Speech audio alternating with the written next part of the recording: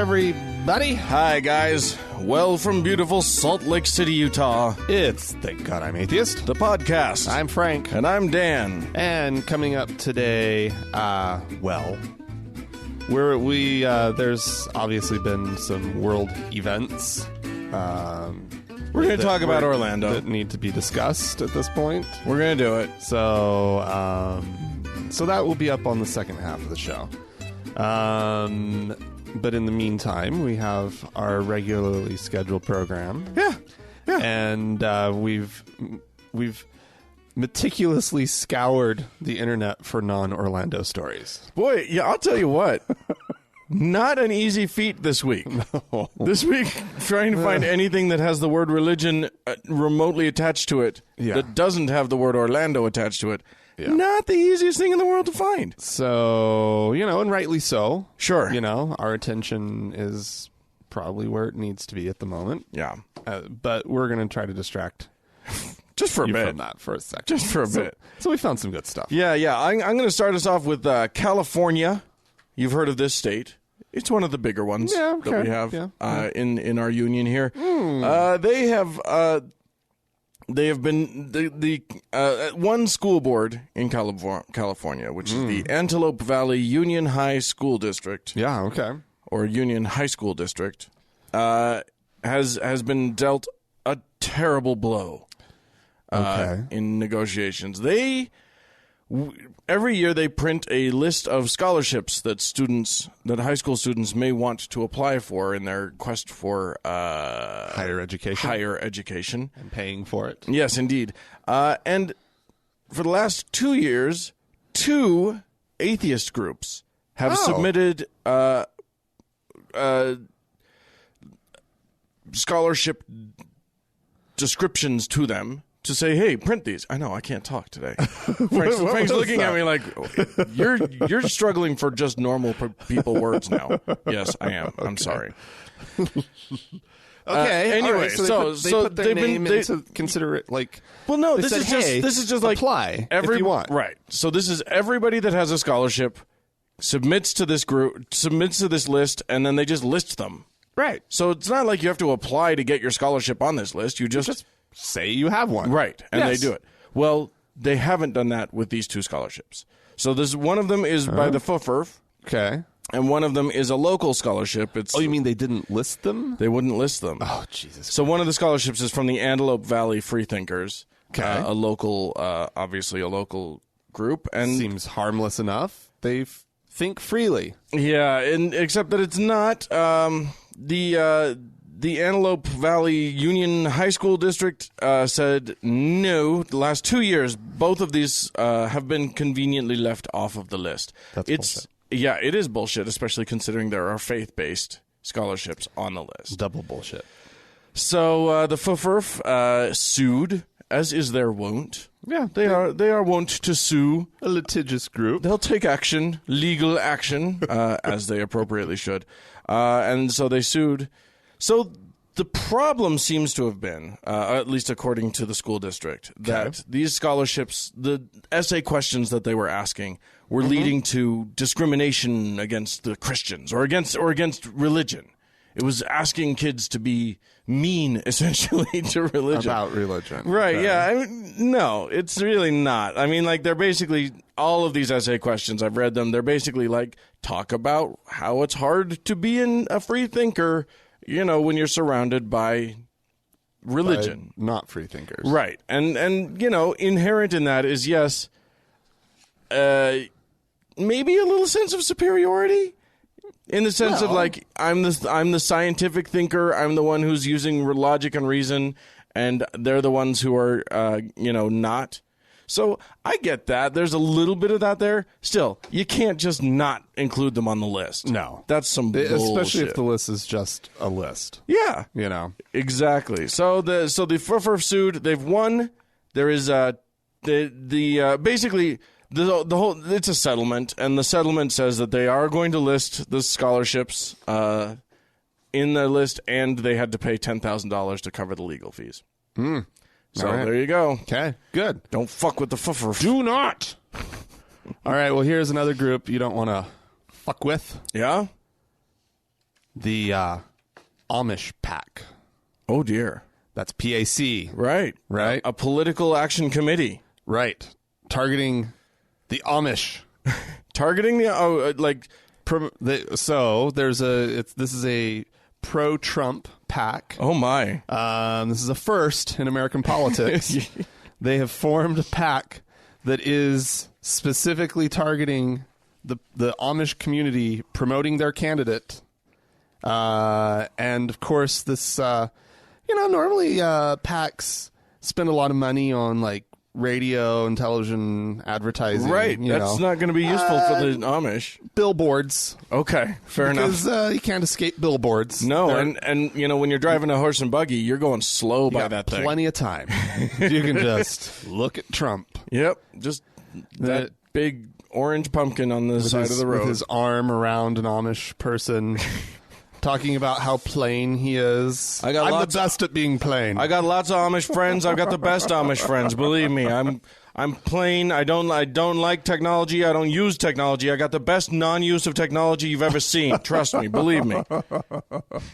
Yeah. So people are actually wondering, how do you sell a man who is known for his vanity? Right. And everything about shameless self-promotion is the opposite of an Amish person. He's growing all of his hair in the wrong places. Totally, Everything about him is the opposite of Amish. But that's not going to stop this group from trying. Apparently, the Amish, I would have guessed, if you had asked me, I would have thought that the Amish didn't vote. Oh, interesting. They probably just don't want to participate in this corrupt system, blah, blah, blah. I mean, that's something what the like evangelicals used to always say. But apparently, no, they vote. They tend to vote, for the conservative candidate, which makes sense. I guess so, sure. On a certain level. Yeah. That's they weird. They really, really are trying, the Trump supporters are trying their darndest.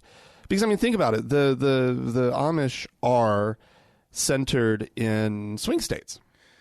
Okay. Pennsylvania, right? Ohio. And Ohio. Yeah. Those are like the big Amish places, and those are important electoral states. A quick Googling came up with about 250,000 total Amish people in the U.S. Yeah. So in a close race. In swing states, I suppose that could be of use. Yeah. It's not a huge block. Every little bit counts. Well, they're not throwing tons of money at this. Right.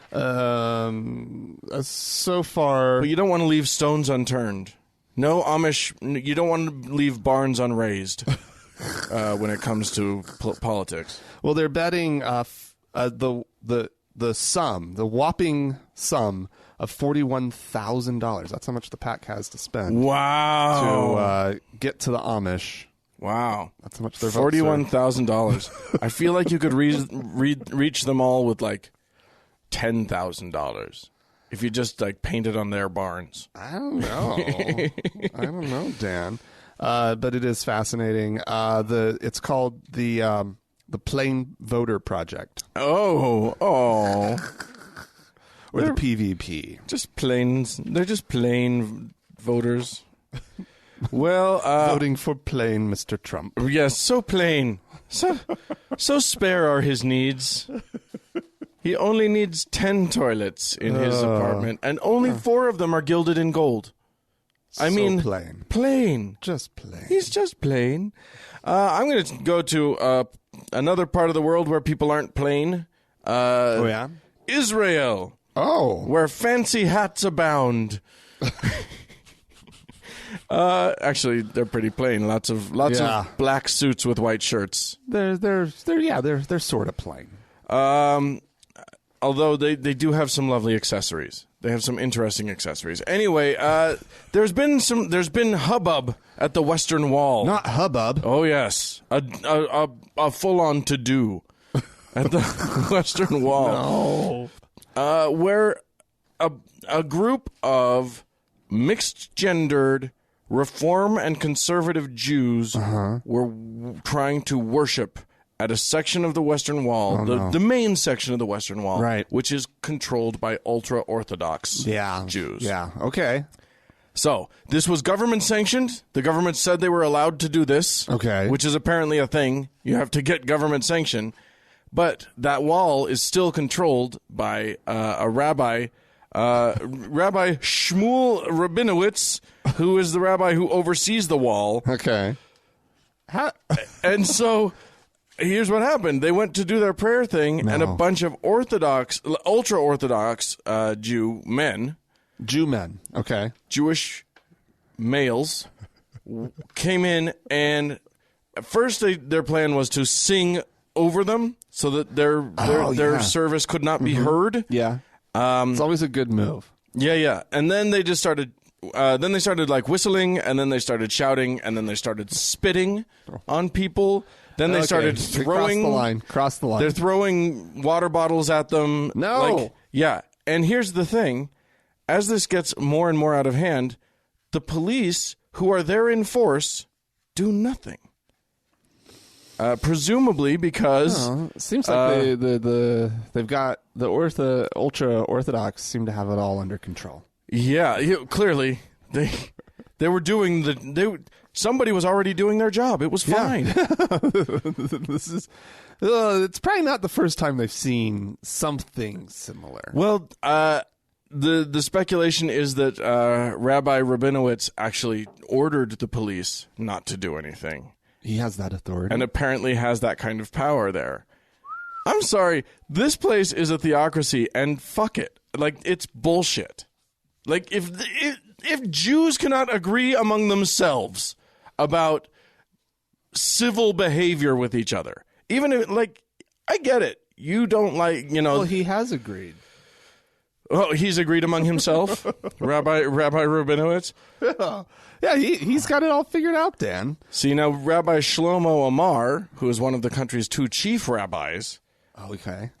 See, now the conservative and now the conservatives are not the ultra orthodox, but the conservative and the Reform Jews will have their own section of the Western Wall. Well, it's not the wall itself; it's like a place near the wall, I guess. It's the arch. There's a Robinson's Arch where they go to pray normally. That doesn't sound very Jewish to me, right? Robinson's Arch, right? Okay. It's next to Jones's brick sphere or whatever. Anyway, but they had recent. So this may have been a reaction. This service may have been a reaction to the fact that they held an Orthodox prayer service at the Arch. Okay. And contrary to the custom of that site, they actually erected a mechitza. Mechitza, I'm going to say is the pronunciation. That's just a guess. Which is a separation barrier between the male and female worshippers. And that's not how they normally do it at the Arch. No. At the Arch... But were they accommodated? Yes, they were. Okay. So they say that this is a... So they say that this was a bit of a response to that. But, yeah. No, it's a mess over there. That's what I'm getting at. I feel like... They can't even, I mean, how are we going to solve the Israeli-Palestinian conflict if they can't even solve the Jewish-Jewish conflict? It's a conundrum. It's a mess. Yeah. I don't know, Dan.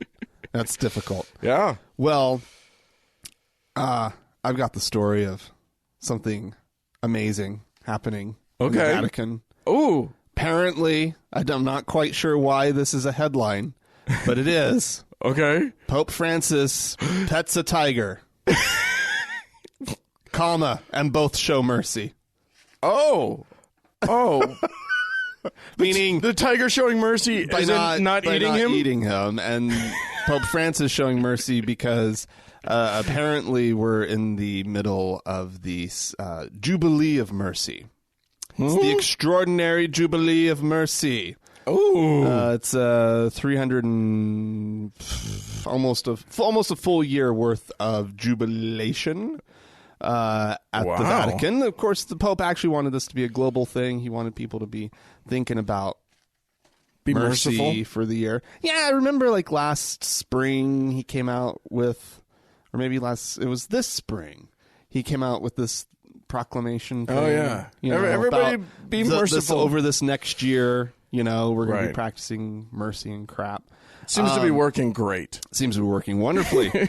Well, the Jubilee, this for whatever reason, had a tiger at this very strange celebration, where there were also acrobats and magicians. Right. As you do. The Pope was presented with a bird of prey and was given a white magician's hat.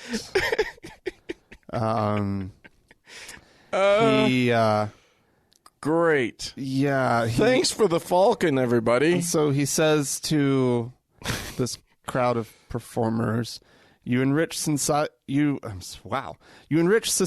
in the whole world with these qualities, also with the ambition to stroke feelings of hope and trust. He thanked the audience for taking their performance to the needy, including poor communities, the homeless, prisoners, and disadvantaged youths. Do they take the tiger to the prisoners and the homeless? I think so, yeah. Sure, great. It's a 6-month-old tiger, easily distracted with a bottle of milk, apparently. Or bourbon. That's how they Whatever. kept him from biting the Pope's hand as the Pope pet his head. Oh, my God. I'm completely baffled. I had to look it up. Apparently, if it doesn't work, if you try to make people be merciful and it clearly has zero effect, go to the animal kingdom. Yeah, well, there's plenty of animals out there. Sure. The whole 2-day event, which of course is part of this larger, almost year-long jubilee, it was organized by the Pontifical Council for the Pastoral Care of Migrants and Itinerant People. Oh. So they had magicians and totally makes sense. And acrobats and tigers and birds feel of like prey I remember this. This was like last season on Game of Thrones, or was it this season on Game of Thrones? I'm getting it all mixed up, but I remember this. The High Sparrow has a tiger. I'm not sure. It's something like that. It's one of the stranger things I mean, honestly, like the headline, I was just like, how is this a story? And then they don't even use it as a real jumping off point to really talk about this Jubilee of Mercy. Right. They mention that it's part of the Jubilee of Mercy, like we know what that is. Yeah. And then they just kind of go on and talk about the performance.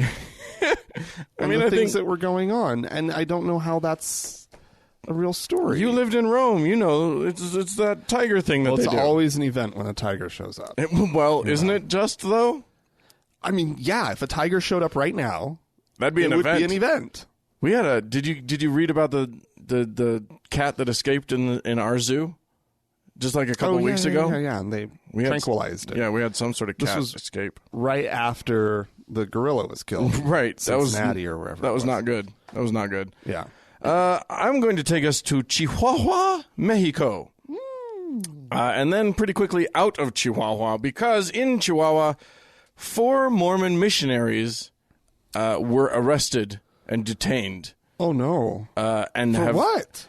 Well, apparently they decided they were going to get their baptism numbers up by baptizing 4 boys who had, without obtaining proper parental permission to do so. Christ. They attempted to baptize a 9-year-old and 2 11-year-olds. Oh, maybe it's only 3 boys. Anyway. So were they playing the baptism game? Yeah. I don't. Apparently they were just like, hey. Yeah. But apparently they promised the boys food to come into the church. They basically lured them in like the Wicked Witch in Hansel and Gretel movies. Yeah. Or movies. Stories, whatever. Movies, that wonderful I'm sure trilogy. there was a movie at some point. There's a whole series. Part 2, The Witch Returns. Ah, I thought we baked her. Ah. Yeah, no, so they lured these boys in and then told them to... you can't be worse than this. You lure little boys into a building with food, with promises of candy... Then you tell them to change their clothes and get into a baptismal font. You can't get worse than that. At what point? I mean, one of these 4 missionaries had to have the thought that this felt a little predatory. That this felt a little. You'd think. Does this kind of feel like child abduction to you?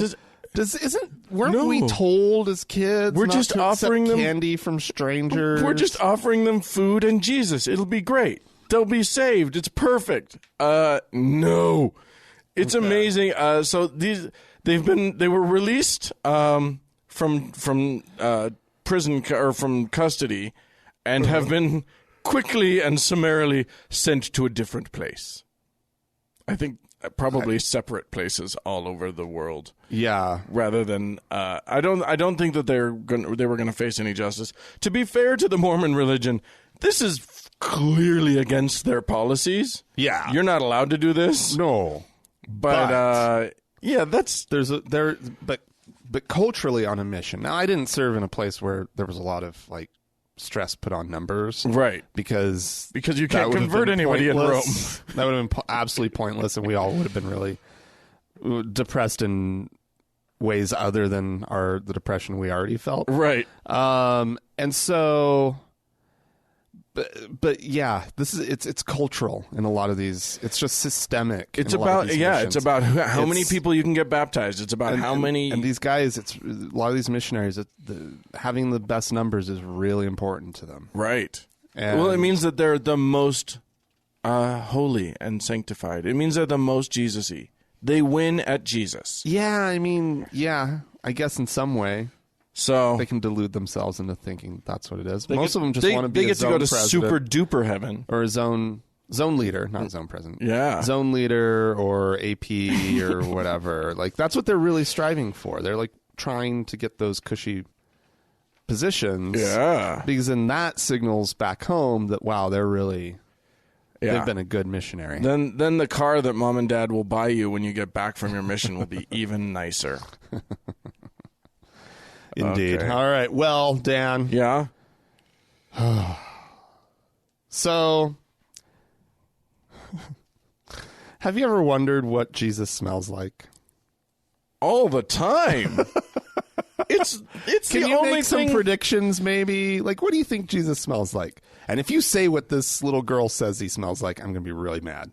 What he smells like, not what he smelled like, because what he smelled like was a man who lived in the desert. Yeah. And didn't have and had no tradition of like daily cleansing. Probably not. Yeah. But if it's a little like girl, now, if you were to have, let's say, a near-death experience, Dan, oh God, and you found yourself in heaven sitting on Jesus's lap, and were a 14-year-old girl from Oklahoma. A 14-year-old, so not a little girl. Not a little girl, 14-year-old. Although the photo of her makes her look quite young. Okay, but the article says she's 14. You just said that you'd get mad at me if I guessed correctly, so I'm not going to guess. You just tell us what it is. Fresh clothes out of a dryer. That's what he smells like.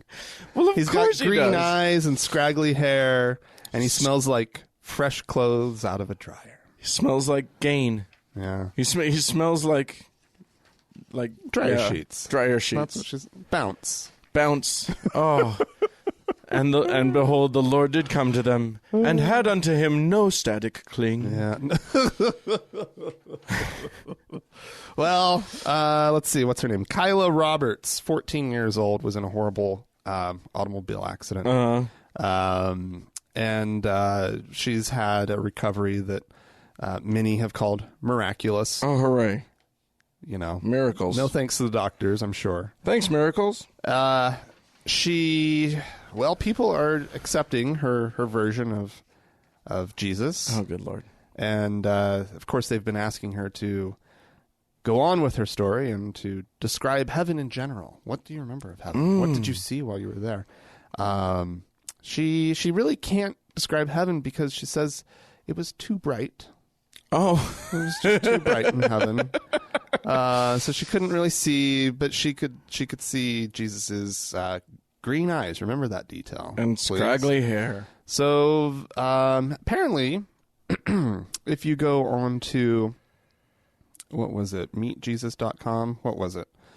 There's a website. God damn it. Neardeath.com. Oh. That's near-death.com. Oh, I like it. You can find stories Yeah. People's own accounts of their near-death experience and meeting Jesus. Yeah. One Miss Valvita Jones says that Jesus... Which is obviously a drag name. That is not a real person's name. When she met Jesus, she says Jesus has dark brown and light red wavy hair. Blue piercing transparent eyes. Right. And olive and light golden skin.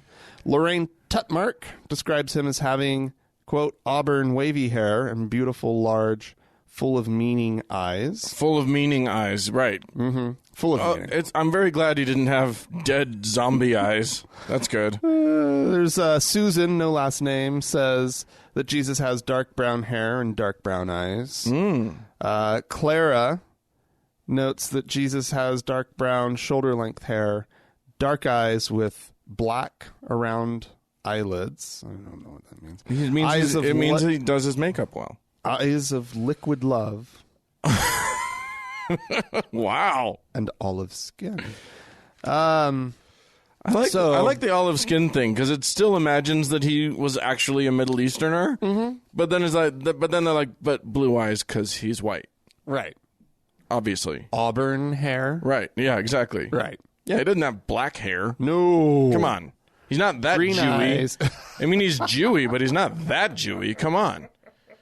He's got red hair, green eyes, or blue eyes. Yeah. And he's a little swarthy. A little on the tan side. Olive. He's got that lovely glow.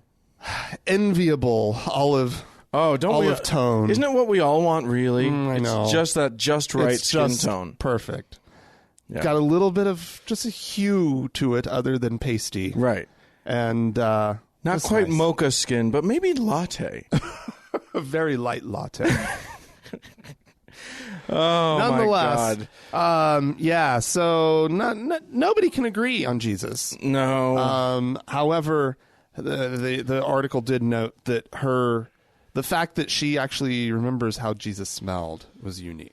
Well, that was a new one. And isn't it shocking that all these people seem to have come up with a description of Jesus, including her smell, that they find personally comforting? Oh, yeah. Isn't that amazing that, like, wow, Jesus happened to smell like one of her favorite smells in her life. Didn't smell like anise. Right, yeah. Didn't smell like curry. just smelled like the thing that felt warm and comforting. There was a certain piquant quality. He smelled like a really expensive, but a bit on the smelly side cheese. Like, clearly this is a crafted artisan cheese, but cheese nonetheless. Yeah, some a dairy smell. Fruity esters and peppery phenols. With nuances of toast.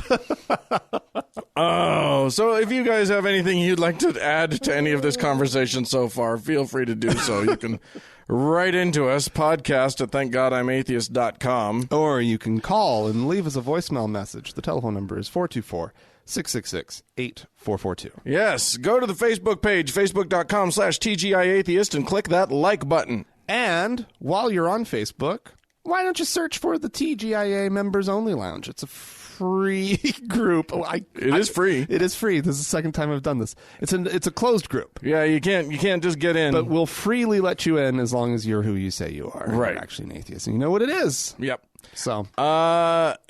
Yes. Hey, just before we go into our beautiful, our really nice audio for the day. Lovely. I wanted to talk about Loot Crate real quick. Please do, Dan.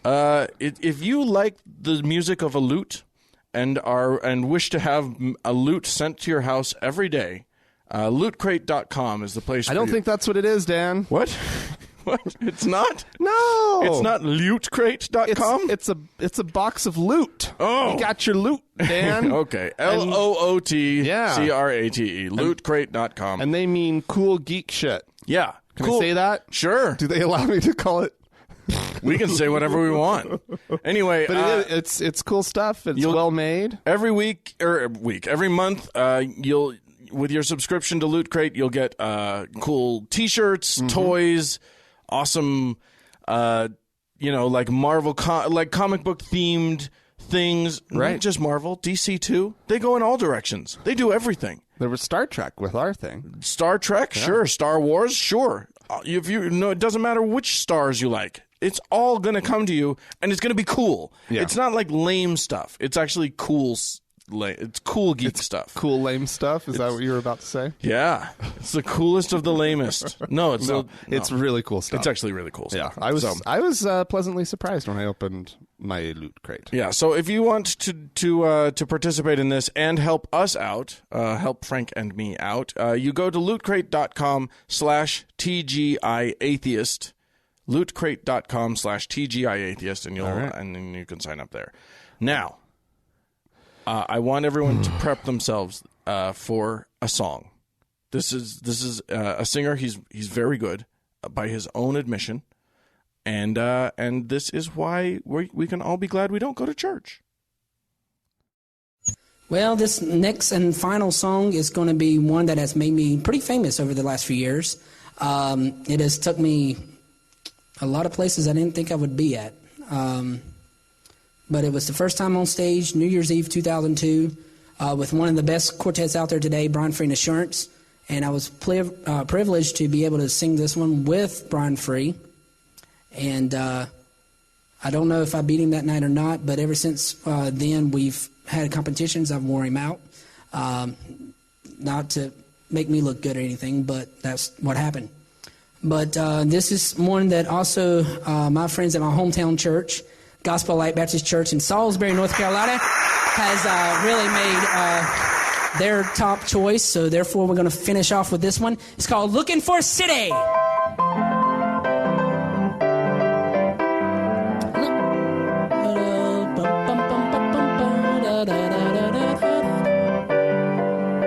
didn't know you was going to start out with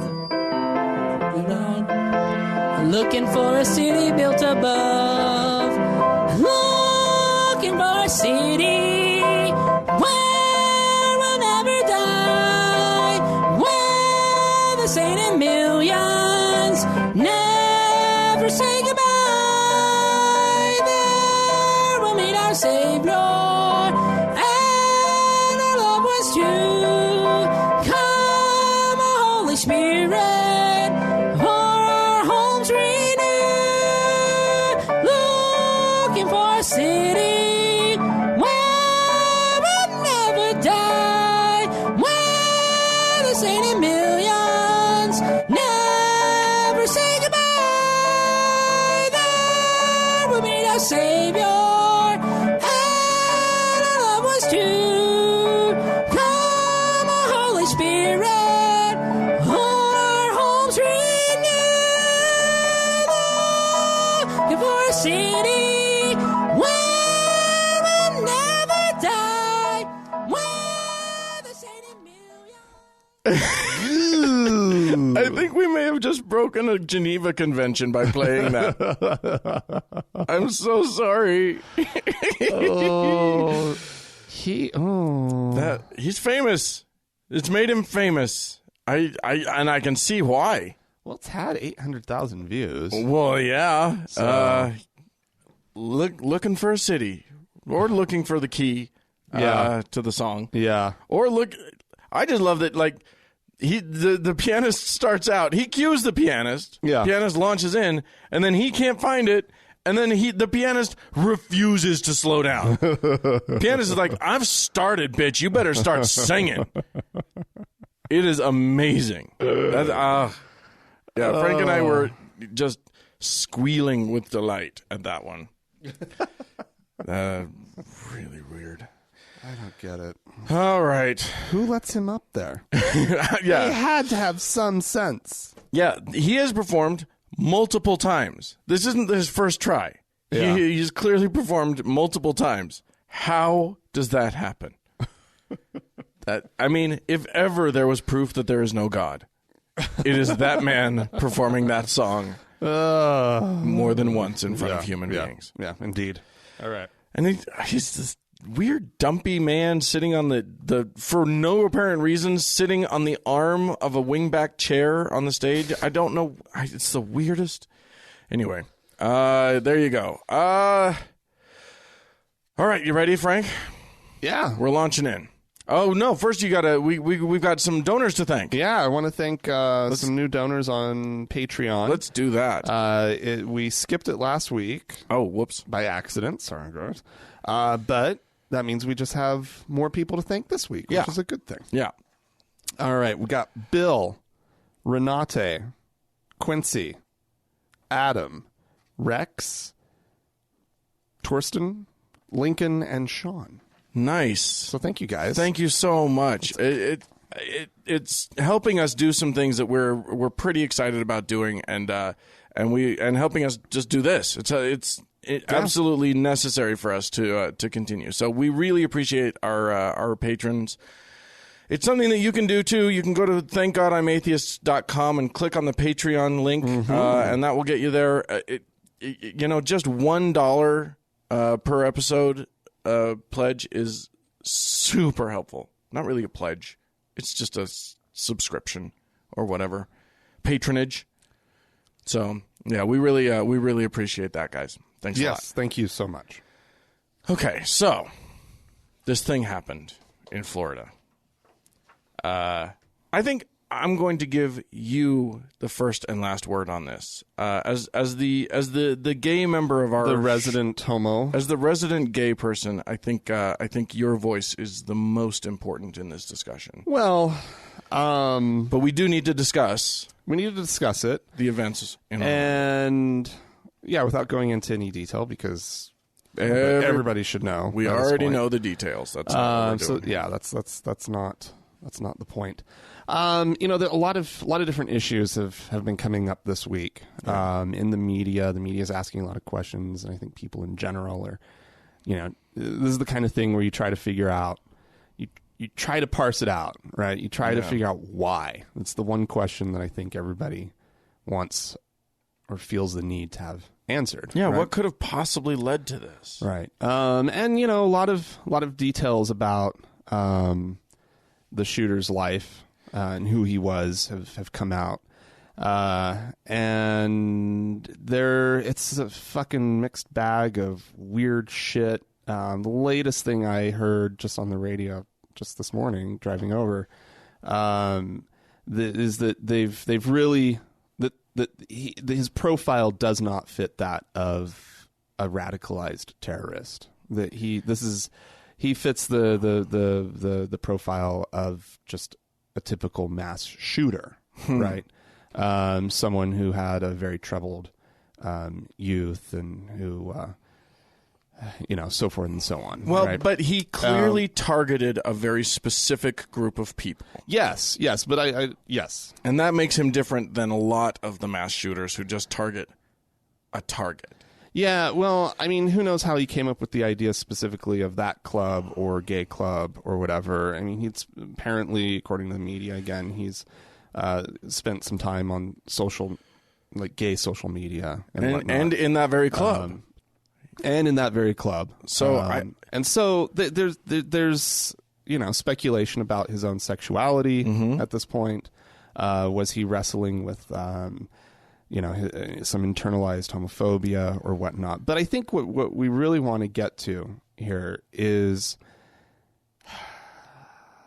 because this is Thank God I'm Atheist, right? Yeah.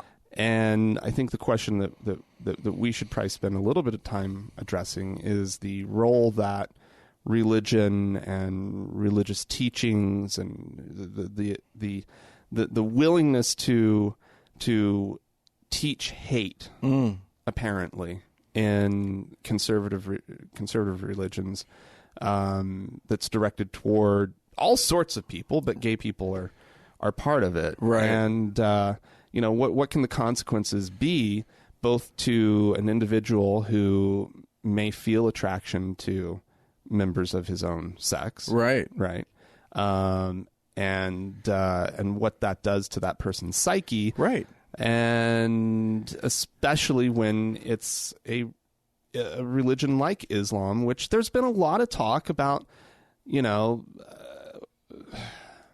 more liberal factions of Islam, and there have been images of women in hijabs, holding up signs and sort of mourning along with Orlando. Right. Yeah. And that's all fine and good, and that's important, and it's and it's appreciated, and it's good that people who have actual real consciences that exist outside of what they were taught at their mosque or church, or synagogue for that matter, right? That they're able to parse it out and to figure it out and to realize that it's not that big. Gay people aren't that bad, right? And no matter what, a shooting of this kind absolutely is just appalling and just unacceptable behavior by a supposedly religious person. But here's the thing: we've got a real problem here. Yeah. And part of that problem is sort of summed up for me in one person. There was a man named Dr. Farouk. Where is he? Oh, my internet's not working. Farouk something or other. I can't even. Now that it's up, I can't even pronounce it. Okay. Sekaleshvar. Okie doke. He's I believe an Iranian imam who's on the lecture circuit. He's on the Muslim lecture circuit. He gave a speech in Orlando only a couple months ago. Okay. Back in March at a Islamic center there. Mm-hmm. He is famous for basically unapologetically stating that the Quran says, and it's true, he says we shouldn't be, in one of his speeches a while back, he said we shouldn't be embarrassed that the Quran says that the punishment for homosexuality is death. Mm-hmm. That's just what it says. That's what it is. And there is a punishment for it, and it's death. And he went on to say some crazy shit about, like, it's merciful to kill the gays, and we blah blah blah. and then after this event happens, suddenly he's saying no, of course we condemn this, of course we condemn an act like this is barbarism. And I was having an intellectual discussion, I'm having an intellectual conversation about theology, and I'm and this is, I wasn't advocating for this, I'm just sort of talking about what the Quran says. And it's like, I'm sorry, you can't have it two ways. Right. You can't. Right. And this is a problem with Islam. It is a problem with Christianity. Mm-hmm. They believe in these ancient books that say something horrific. Yeah. And if you preach the book and then also preach something that's not in the book, mm-hmm. you can't. I hold you responsible for the negative actions of someone taking you seriously. Yeah. Yeah. I mean, yeah, Dan, and I completely agree with you. It's, in the first moments when I first heard about this, you and I exchanged a couple texts, and I was like, hey, we should, because we hadn't posted the show from last week. We'd already recorded, right, but we hadn't posted yet. And I was like, should we maybe tack something on to the beginning of the show? And I sat down to kind of think through what that might look like. Right. And I started just typing out something to say, right? Which, of course, is not how we do it. We don't do sort of pre-thought out. Right. You'll all be shocked to learn that we don't write scripts for ourselves for our show. And so but I felt that it was kind of the thing that if we had done it, I wanted it to be something that was actually fairly succinct and right. and that got to the point quickly so that the show could just play after it. And ultimately, after about a page and a half of frantic typing, right, I backed off and poured myself a glass of wine and was like, this doesn't work. This is so filled with anger, and it's just not. It's not dialed in. It doesn't feel like us. It doesn't. You know, I mean, anger is a real thing in these. It's a legitimate response. Yeah. In these moments, but I wanted and hoped that we would be able to get to something that's a little bit more reasoned. Yeah. Than the anger. But some of the things that were on my mind immediately were the roles that moderates, the role of the moderate believer, right? Yeah. And how are they complicit? Do they share in the responsibility for the more radical wings of their faith if they don't out and out condemn these kinds of actions before they happen? I would say that they're complicit even when they condemn, because in the same breath they will condemn these actions, but they will still preach the same thing. There's still this problem that they have with, you know, I mean, this guy is not the best example. No, because that was an extreme. That was an he's extreme already example. on the extreme. But you know what? About the you know, a moderate imam who doesn't go to those parts of the Quran. Sure. Never teaches from those parts of the Quran. Again, right? I hold that person accountable, and here's why.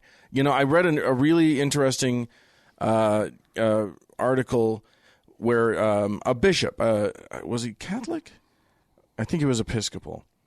Okay. Bishop was basically saying all of these religions, all of the major Abrahamic religions, target and breed contempt for gays, lesbians, and it was nice. You know, it was a lovely sort of self-reflective piece. I think he wrote it for the Huffington Post, and I still think it doesn't matter, because you're still preaching a book that has this stuff in it. Yeah. And you're still claiming that it's the true and accurate word of God. And I don't care how fucking moderate your talk is. Right. If you grant assent to that language, you're part of the problem.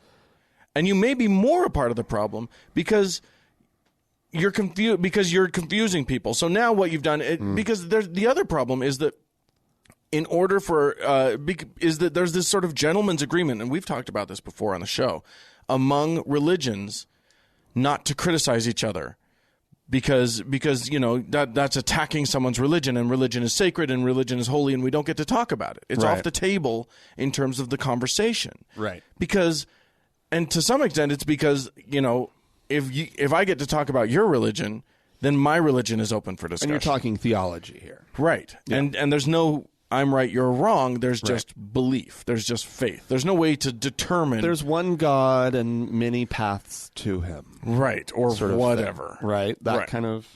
Right. And as long as it's breeding goodness, then blah, blah, blah. Well, guess what? Breeding goodness. A lot of times it's not. Right. And you can't, and as you know, as hard as you want to backpedal, you can't pedal around things that are in your book. And we're not just talking about the Old Testament here. New Testament says things. Yeah. Quran says things. All of these books can be easily perverted. And I you know, you glossed over it a little bit, but I think it's absolutely essential to understand that probably the shooter was gay. And if you tell a gay man that he is awful, that he is the worst kind of sinner, just for having the thoughts that he was born with, just for being attracted to the people to whom he is attracted. If that person isn't a stable, you know, well-adjusted human being, of course bad shit's going to happen. Yeah. Of course horrible things are going to come of that. Yeah. Now, most people, even if they are told that, even if they internalize horrible things about themselves, because this happens to gay people all over the world, you experienced it as a Mormon, you know, you're told you're bad. You're told you're a sinner. You're told all of this stuff. Most people are well adjusted enough to just make that about themselves, and yeah, it'll still fuck them up, but they're not going to go shooting anybody. Right. But can we be surprised that there was someone who was just fucked up enough that was enough to push them over the edge? I don't think we can.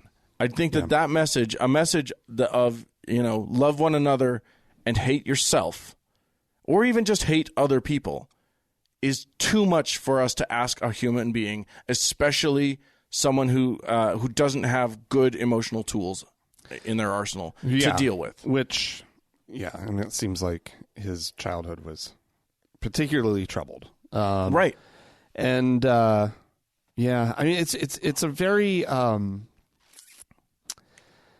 guess it's a very rude awakening, right? I think it's been very easy for those of us who live in safe places, and I'm speaking of gay people who live in safe places, to there's been all this progress, right? And we live in a state that has workplace and housing protections for the LGBT community. Finally, but we do. But it's not like we were the last state to get there. There's only like 31 states that do have those protections in place. Meaning someone can fire someone just for being gay. Just for being gay. And there's no recourse. Yeah. Someone can kick someone out of their rental property just for being gay. Yes. No recourse. Absolutely. Yeah. But, we have that here. And so, and gay marriage is legal now. And that was like the big fight. Right. The big thing that the community kind of, excuse me, really felt was going to be the silver bullet as far as like broader acceptance in the culture and everything. And then something like this happens, and it brings up all of these issues, and it reminds us of the hostility that continues to be directed toward the gay community. Yeah, and the whole thing that it was actually a gay club that was targeted is just doubly insidious. I mean, it would have been one thing to target a gay pride parade. Right. But actually going to one of the few safe zones that the gay community has traditionally felt. Right. Especially in more hostile areas. It's just such a slap in the face. And right. I mean, that's just trite saying it that way. But you take a vulnerable population. Yeah. And then you go to one of the few safe havens that they have, where it's for them. They're not bothering anybody outside of it. Yeah, and they're just there to feel safe. Right, and you take that away from them. Yeah, and it's unconscionable. It's I actually on NPR the other evening, yesterday or the day before, Ari Shapiro, who is one of the anchors of All Things Considered, right? He's a gay man, right? And they let him sort of break the from the news, right? And he started speaking in first person about what gay clubs have meant to him, and that he actually had passed through Pulse at one point. Wow, about 10 years ago. And he ends up getting a guy on the phone who was a bartender there when he had passed through, and had actually, I mean, it wasn't like a friendship that they'd kept up, but he actually still had his number in his phone, right? Which is he had probably remarkable. Passed through the bartender as well, if you know what I'm saying. Well, who knows? It sounds like they just went out for that. It was the bartender had invited him out for the following night with all of his friends. Oh, cool. To go to another club. Right. And blah, blah, blah, whatever. Right.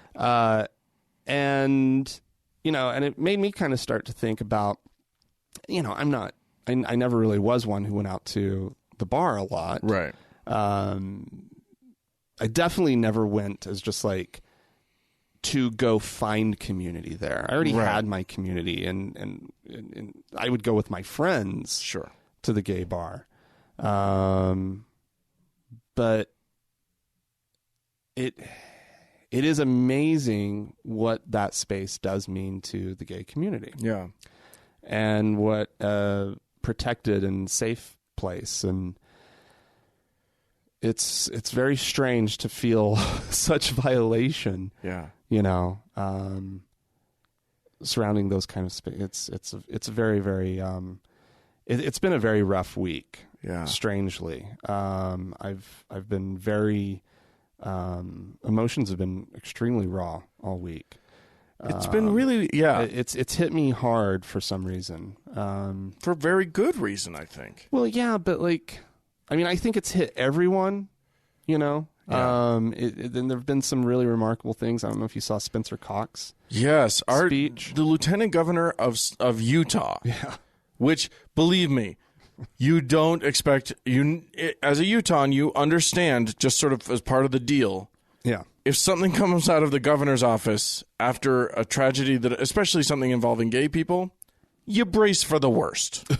You're not going to be happy. Well, or it's just going to be empty. Yeah. Right. They're not going to say something really bad about this, but it'll be platitudes. It'll be political. Yeah. No, exactly. He went full human on the thing. It's a remarkable speech. It made some national headlines. If you should look it up. He gave a very heartfelt speech about understanding gay people more and about it was really amazing. Yeah. Yeah, it really was. And so I don't know, it's a bizarre time that we live in with regards to, just gender politics and how they continue to play out. And the one thing that I guess I could hope, if there can be anything that good come out of this, is that people maybe will do some serious introspection and really think about their own biases and the bad negative feelings that they've harbored. The line that sticks out from Spencer Cox's speech in my mind is he said, "I'm speaking to my straight friends now. When you heard that 49 Americans were shot down, what was your reaction?" And he goes, "And now here's the harder question.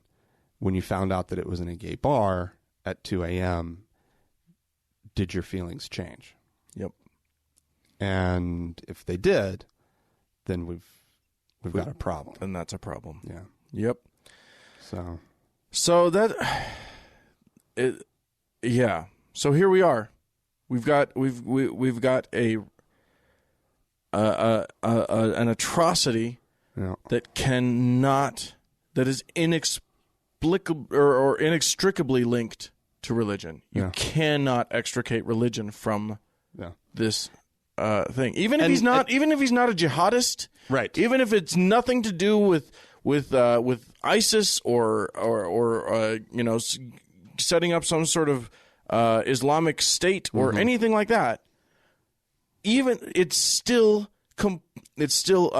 permanently and totally linked to the religion that taught him this outdated and hateful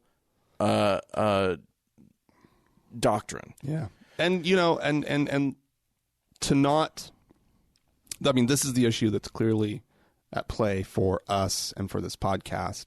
There are other issues. Oh, there's a lot of issues. Which we're just sort of very neatly. You'll notice no one said the word gun on our program as we discuss, and we're not.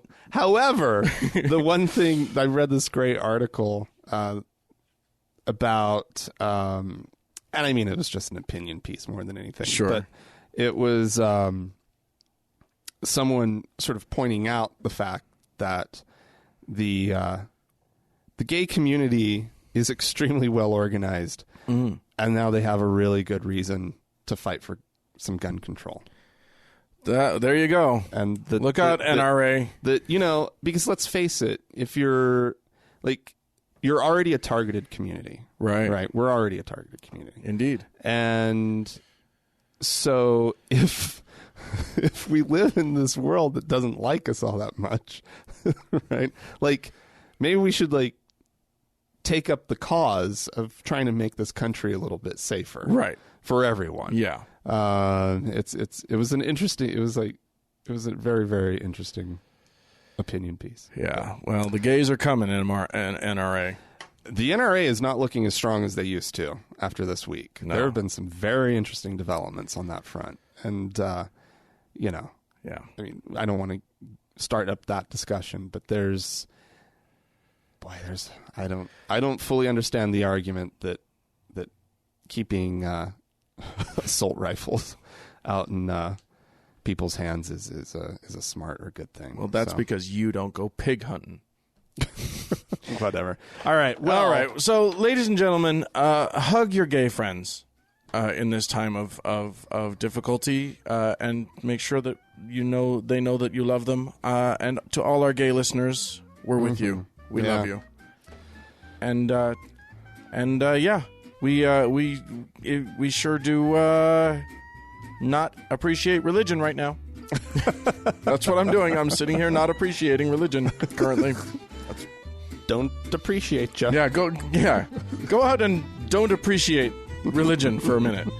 If you would like to participate in this conversation, and I anticipate a few of you will, you can do so. You can write into us at podcast@thankgodimatheist.com. Or you can leave us a voicemail message. The telephone number is 424-666-8442. Yeah, we like to hear your voice in our show. Go to the Facebook page, please, facebook.com/TGIAtheist.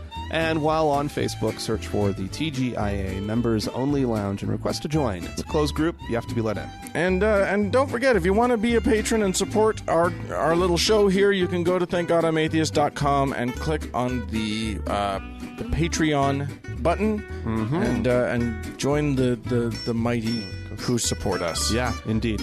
All right. Well, thanks so much to the Red Rock Hot Club for the use of their music. Thanks, Mackenzie, for doing our Facebook page. Really appreciate you.